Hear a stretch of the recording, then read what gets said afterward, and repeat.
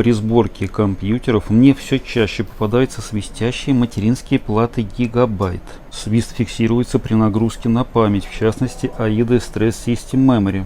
Вот это свистело, сейчас G-Skill свистит, Firmstone Renegade, 2 модуля по 16 гигабайт, 6000 частота DDR5 с подсветкой.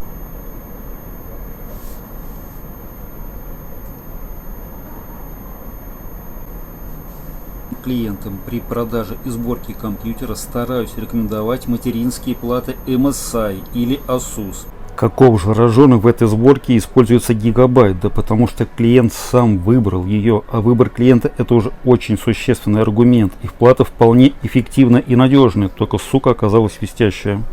Показанный видеосвист — это допустимая норма и ни разу не является гарантийным случаем. В игровой нагрузке свист отсутствует.